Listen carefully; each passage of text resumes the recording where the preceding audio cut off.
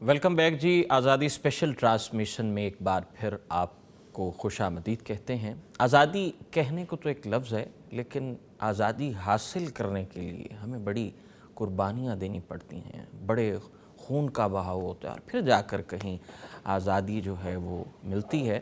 ہماری آج کی جنریشن جو ہے اس چیز کا علم نہیں ہے ہماری آج کی جنریشن کو، لیکن ہم کوشش کرتے ہیں کہ ہم اس طرح کے پروگرامز اور اس طرح کی ٹرانسمیشنز کے ذریعے ہماری آنے والی جو جنریشن ہے وہاں تک جو ہے یہ چیزیں پہنچنی چاہیے. شیخ محترم، آگے بڑھتے ہیں، اور یہاں پہ علماء اور انبیاء کا جو کردار رہا، اور اس کے بعد علماء انبیاء کے وارث ہیں، ان کا قوم سازی یا اس معاشرے کی اصلاح میں کیا کردار رہا ہے؟ تاریخ اسلام کی روشنی میں کیا اس پہ کچھ روشنی فرمائیے. اگر دیانتداری سے دیکھا جائے تو رسول رحمت علیہ السلام کے بعد قوم کی ذہن سازی میں اور ان کی تربیت میں سب سے زیادہ نمایاں کردار یہ علماء کرام کا ہی ہے. بلکہ رسول اللہ صلی اللہ علیہ وآلہ وسلم نے اپنی زندگی میں ہی بعض علاقوں میں جو علماء صحابہ کرام تھے ان کو روانہ کیا تھا، جن میں سر فہرست سیدنا معاذ بن جبل رضی اللہ تعالی عنہ کا تذکرہ ملتا ہے کہ آپ نے ان کو یمن کی طرف روانہ فرمایا.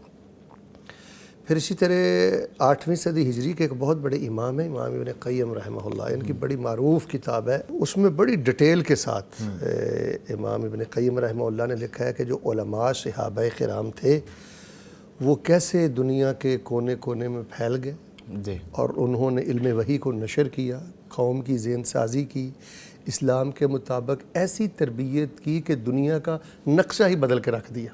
سبحان اللہ. تو سب سے زیادہ نمایاں کردار صحابہ کرام رضوان اللہ علیہ مجمعین میں بھی علماء صحابہ کا، علماء تابعین کا ہے. تو یہ سلسلہ چلتے چلتے آپ دیکھ لیں، میں یہ سمجھتا ہوں آپ سیاستہ کے ائمہ دیکھ لیں کہ کتنا بڑا احادیث کا ذخیرہ انہوں نے قوم کو دیا کہ جس کی برکت آج بھی موجود ہے اور جس کی روشنی آج بھی موجود ہے. تو یہ علماء کرام ہی تھے کہ جنہوں نے امت کے لیے، قوم کے لیے اپنے علاقے چھوڑے، سہولیات کو چھوڑا اور علم کی تلاش کے لیے نکلے. اور آپ یقین کریں کہ اگر تاریخ اسلام کا آپ نے کہا، اگر تاریخ اسلام کا مطالعہ کیا جائے تو ایسے ایسے ادوار بھی گزرے ہیں کہ وہاں ایک ایک عالم جو تھا وہ جبل استقامت ثابت ہوا. آپ امام ابن تیمیہ کو پڑھ کے دیکھیں، آپ امام احمد بن حنبل کو پڑھ کے دیکھیں، اور آپ ماضی قریب میں محمد بن عبد الوہاب کا کردار دیکھیں، بلکہ آپ ملک پاکستان میں علامہ احسان علی ظہیر رحمہ اللہ کو اور دیگر علماء کرام کو دیکھیں کہ انہوں نے وہ فرد واحد تھے لیکن وہ باطل کے سامنے کھڑے ہوئے اور وہ اپنی قوم کے لیے اور اہل اسلام کے لیے ایک روشنی کی بہت بڑی قندیل تھے. تو میں یہ سمجھتا ہوں کہ انبیاء کرام کے بعد اور رسول رحمت علیہ السلام کے بعد سب سے زیادہ کردار ذہن سازی میں اور اہل اسلام کی خدمت میں علماء کرام کا ہی ہے. باقی جہاں تک یہ حکمرانوں کا معاملہ ہے، صحابہ کرام تک اور آگے تک تو معاملہ ماشاءاللہ درست رہا ہے، لیکن باقی آگے جا کر اگر آپ ملوک اور بادشاہوں کی اگر تاریخ کو پڑھتے ہیں تو آپ کو یہ نظر آئے گا کہ وہ اپنے شاہانہ انداز میں ہی لگے رہے. انہوں نے اپنی ایک ذمہ داری کو نہیں سمجھا، اور اس دور میں بھی اور پرفتن دور میں بھی، یعنی قید و بند کی صحبتوں کو برداشت کرتے ہوئے بھی علماء کرام نے اپنی ذمہ داری کو بڑے اچھے طریقے سے نبھایا. یہ فرمائیے کہ رسول کریم صلی اللہ علیہ وآلہ وسلم کے جو ہجرت کے وقت مکہ مکرمہ کے لیے جذبات آج قوم کی ذہن سازی میں جذبہ حب الوطنی کو فروغ دینے کے لیے کیا کردار ادا کر سکتے ہیں؟ اس حوالے سے ذرا دیکھیں جی، یہ اپنے وطن سے محبت جس کو آپ نے جذبہ حب الوطنی کہا ہے، یہ ایک فطرت ہی ہمارا ہے کہ انسان کو اپنی مٹی سے، اپنے وطن سے، گھر سے، شہر سے بڑا پیار ہوتا ہے. تو رسول اکرم علیہ السلام بھی جب مکہ چھوڑ کے جا رہے تھے تو آپ کی آنکھیں بھیگی ہوئی تھیں. تو رسول رحمت علیہ السلام نے مکہ کی طرف اپنی نگاہ مبارک کو کرتے ہوئے کہا کہ تیرے جیسی جگہ دنیا میں کوئی نہیں ہے، تو سب سے پیاری جگہ ہے اور مجھے سب سے زیادہ پیار بھی تجھ سے ہے. اور روایت میں آتا ہے کہ الخیر ارض اللہ کی زمین پر تیرے سے بہتر جگہ بھی کوئی نہیں ہے. اگر تیری قوم والے مجھے نہ نکالتے تو میں کبھی نہ نکلتا. تو روتے ہوئے آپ نے مکہ کو چھوڑا. تو اس حوالے سے اپنے وطن سے پیار کرنا چاہیے. تو میں 3-4 باتیں نوجوان نسل کے لیے عرض کر دیتا ہوں اگر اب اجازت دیں. جی سب سے پہلی بات یہ ہے کہ حب الوطنی کا تقاضا یہ ہے کہ جب تھوڑا سا مزاج کے خلاف کسی تنظیم پر کوئی وقت آ جائے تو جو وطن کی املاک ہے نا جی، اس کو نقصان نہیں پہنچانا چاہیے. ہمارے ہاں بڑے بلند و بالا دعوے کرتے ہیں انقلاب کے لیے، اور جب ان کی تھوڑی سی بات نہیں سنی جاتی تو پھر وہ اپنے وطن کے در و دیوار کا جو حال کرتے ہیں. آپ تھوڑا سا پاکستان میں ہی اپنی نگاہ کو گھما کے دیکھیں تو تکلیف ہوتی ہے، بڑی تکلیف دہ. تو میں یہ سمجھتا ہوں کہ جو وطن کی املاک کو نقصان دیتے ہیں وہ وطن سے محبت کرنے والے لوگ نہیں ہیں، وہ وطن دشمن لوگ ہیں. تو ایک تو یہ ہے کہ اپنے وطن سے پیار کریں. جو وطن کی املاک ہیں، سرکاری جگہ ہیں وغیرہ وغیرہ، آپ ان کا خیال رکھیں، لحاظ کریں، اور یہ ایک محبت کا تقاضا ہے. اور دوسری اہم ترین بات یہ ہے کہ جو اپنے ہم وطن ہیں، یعنی یہ بھی حب الوطنی کا تقاضا کہہ لیں، جو اپنے ہم وطن ہیں ان کے بھی حقوق ادا کریں. دیکھیں، سب سے پہلی بات یہ ہے کہ ہم انسان ہیں. انسان ہونے کے بعد ہم پاکستانی ہیں. ٹھیک ہے، پھر آگے مسلک کی بات آ جاتی ہے، برادری کی بات آ جاتی ہے. تو ہماری نوجوان نسل کو اپنے دوسرے بھائی کا سب سے پہلے اس لیے احترام کرنا چاہیے کہ انسان ہے. پھر دوسرا درجہ کہ یہ میرا بھائی پاکستانی ہے، تو کم از کم انسان ہونے کا حق تو ادا کریں نا جی، ہم وطن ہونے کا حق ادا کریں نا جی.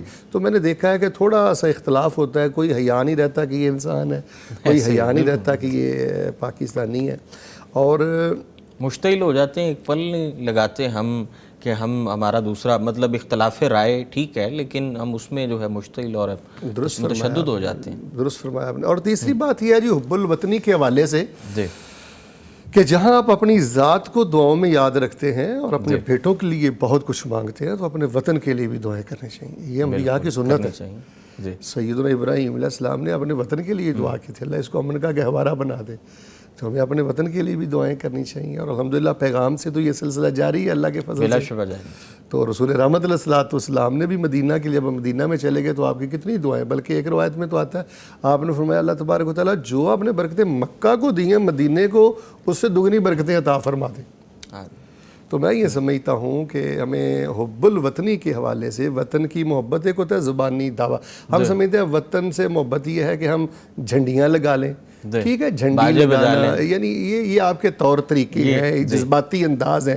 لیکن حقیقت میں محبت یہ ہے کہ آپ وطن کی املاک کو نقصان نہ دیں اور اپنے ہم وطن سے اس لیے بھی محبت کریں کہ یہ پاکستانی ہے، اپنے وطن کو دعاؤں میں یاد رکھیں. اور چوتھی بات میں ضرور کرنی چاہتا ہوں کہ وطن پرستی سے بچنے کی بھی کوشش کریں. اگر کہیں کوئی وطن کی بات قرآن سے یا حدیث سے متصادم ہو تو پھر دین پہلے ہے، اسلام پہلے ہے. ہمارے دین اسلام میں وطن پرستی کی بھی کوئی گنجائش موجود نہیں ہے. بالکل. تو وطن کی محبت، دھرتی کی محبت، مٹی کی محبت جی ایک فطرتی امر ہے. اچھا مفتی صاحب یہ فرما دیں کہ آج کا جو یوم آزادی ہے اس پر ہمیں یہ دیکھنے کو ملتا ہے کہ جناب گلی کوچوں میں نکلے ہوئے ہیں نوجوانان، باجے پکڑے ہوئے ہیں. میں ایک سیگمنٹ دیکھ رہا تھا، ایک ویژول دیکھ رہا تھا فیس بک پہ، تو اس میں ایک صاحب بتا رہے تھے کہ ان باجوں کا متبادل پودا بھی ہو سکتا ہے. اگر ہم پودے لگانا شروع کر دیں، ان کی دیکھ بھال شروع کر دیں، تو ہم وہ جو دھرتی کا جو ایک سانس ختم ہو چکا ہے یا ختم ہوتا جا رہا ہے، ہم اس کو وہ سانسیں لوٹا دیں گے. اس پر روشنی فرمائیں. آپ درست فرما رہے ہیں جی کہ کوئی نفع مند کام ہم نہیں کرتے، شور شرابے کو ہم، اصل میں پرابلم یہ ہے کہ وہی بات ہے کہ ہم انسانوں کا ہجوم ہے اور ایک آوارہ ریوڑ کی طرح ہماری زندگی ہے. ہم ابھی قوم نہیں بن سکے، بہت وقت چاہیے ہمیں ایک اچھا انسان بننے کے لیے اور مثالی قوم بننے کے لیے. اصل میں ہمارے نوجوانوں نے آزادی کا معنی شاید آوارگی سمجھ لیا. آزادی کا معنی انہوں نے یہ سرکشی سمجھ لیا، ہر کسی کو دھدکارنا. شاید کہ انہوں نے آزادی کا مطلب بربادی سمجھ لیا کہ میں نے اپنے ہاتھوں ہر دوسرے کسی کو برباد ہی کرنا ہے.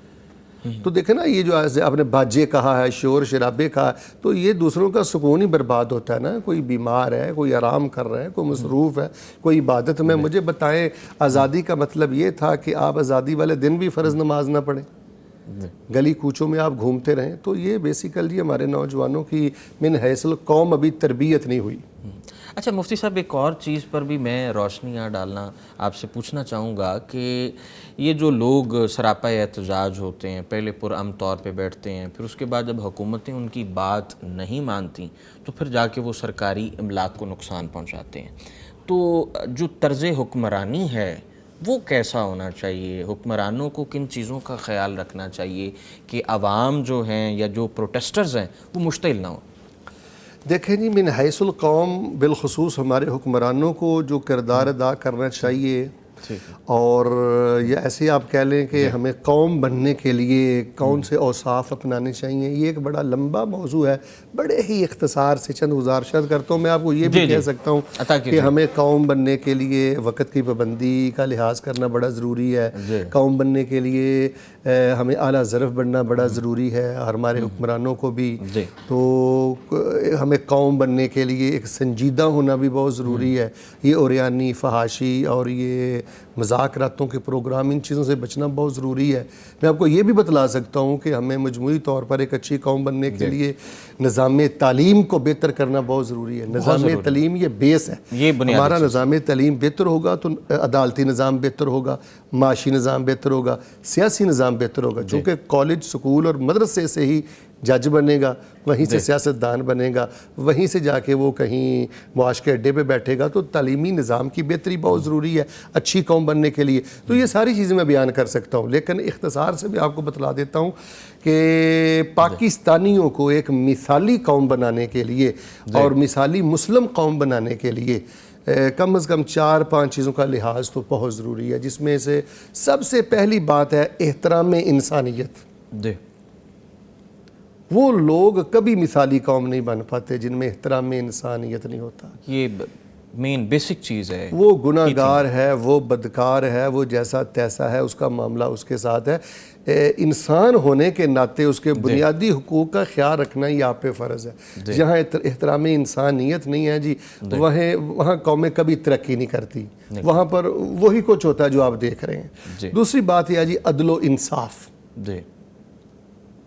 جن قوموں کے پاس عدل و انصاف نہیں ہوتا وہ قومیں ہمیشہ زوال پذیر ہی ہوتی ہیں. دیکھ لیں کہ ہمارے ملک کو آزادی کو کتنا عرصہ ہو گیا، تو ہم مجموعی طور پر عدل و انصاف کی نعمت سے بھی محروم ہیں. اور تیسری سب سے جو اہم ترین بات ہے جو قوموں کو تاج ثریا پہ لے جاتی ہے، بلندی پہ لے جاتی ہے، وہ ہے کہ عہدوں کی جو تقسیم ہے نا، اس کا معیار بڑا کڑا ہونا چاہیے اور نہایت دیانتداری سے عہدے تقسیم ہونے چاہیے. جی، میریٹوکریسی بہت ضروری ہے. قومیں برباد ہو جاتی ہیں، بلکہ رسول اللہ صلی اللہ علیہ وسلم نے فرمایا اذا وسد الامر الى غیر اہلہ فانتظر الساعہ، کہ جب یہ عہدے اور ذمہ داریاں اہل لوگوں کو دی جائیں تو پھر قومیں کیا بننا، بس قیامت کا انتظار کرو. تو یہ جو معاملہ ہے نا جی بہت زیادہ کمزور ہے. اس کمزوری کی وجہ سے بھی ہم قوم نہیں بن رہے. اور میں یہ سمجھتا ہوں کہ ایک اہم ترین بات کہ جس کا لحاظ رکھنا میرے اور آپ کے لیے بہت ضروری ہے، تب جا کر ہم ایک مثالی اور ایک بہترین قوم بن سکتے ہیں کہ ہم اپنے مسلمان بھائیوں کے بارے میں احترام کا جذبہ رکھنے کے بعد، عدل و انصاف کے بعد، اور اس کے ساتھ ساتھ عہدوں کی تقسیم کے حوالے سے نمایاں کردار ادا کرنے کے بعد کوشش یہ کریں کہ حد المقدور قانون کو فالو کریں. لا ابائڈنگ سٹیزن اداروں کے جو قانون ہیں، حتیٰ کہ جو ٹریفک کے قانون ہیں، اچھی قومیں تو ٹریفک کے قوانین کو بھی پامال نہیں کرتی. آپ قانون کو فالو کریں. دیکھیں جب ہم باہر نکلتے ہیں تو اس چیز کا ہمیں تھوڑا سا اندازہ ہوتا ہے کہ جو قومیں ہیں وہ اپنے ملک کے قوانین کو کس قدر زیادہ اہمیت دیتی ہیں، اپنی باری کا انتظار کرتے ہیں، وہ نجائز سفارش نہیں کرتے، وہ رشوتوں کے دروازے نہیں کھولتے. اچھی قومیں جو ہوتی ہیں وہ رشوتیں نہیں دیتی، وہ جلد بازی نہیں ان میں ہوتی. تو قانون کو فالو کریں، اس سے بھی ہم بہتری کی طرف جائیں گے. اور آخر میں 5ویں بات میں کر دیتا ہوں کہ اگر ہم واقعتاً ایک ترقی یافتہ قوم بننا چاہتے ہیں، مثالی قوم بننا چاہتے ہیں، تو ہمیں پھر ہمارے ہر فرد کو نفع بخش بننا چاہیے۔ جی خیال ضروری ہے، نفع بخش یعنی آپ نے خیر دینی ہے۔ رسول اللہ صلی اللہ علیہ وسلم فرماتے ہیں خیر الناس انفعہم للناس، لوگوں میں سے بہترین وہ ہے جو دوسروں کو فائدہ دیتا ہے۔ ایک روایت میں آپ نے فرمایا من استطاع منکم ان ینفع اخاہ فلینفع، اگر تمہارے ہاتھوں کسی کا بھلا ہو سکتا ہے نا، وہ بھلا ضرور کیا کرو۔ یہی وجہ ہے کہ نقصان دینے والے بندے کو، چونکہ وہ ایک معاشرے میں خرابی کر رہا ہے، ٹھیک ہے، وہ ایک قوم میں خرابی پیدا کر رہا ہے، ایسے شخص کو کائنات کا بدترین انسان کہا گیا ہے جو اپنی زبان سے اور اپنے ہاتھوں سے کسی کا نقصان کرتا ہے۔ تو میں یہ سمجھتا ہوں یہ چند چیزیں ہیں، اگر ہم ان کا خیال کر لیں تو ہم ایک ہم دنوں میں ابھر کر نمایاں ہو سکتے ہیں، جی مثالی قوم بن سکتے ہیں۔ خیال کرنا چاہیے، ہر فرد کو اپنی ذمہ داری محسوس کرنی چاہیے، پھر جا کر جو ہے قوم بنتی ہے، معاشرہ بنتا ہے۔ یہاں پر وقت ہوا ایک بریک کا، اور پھر دوبارہ واپس آتے ہیں اور یہیں سے اپنی اس آزادی ٹرانسمیشن کو کنٹینیو کرتے ہیں۔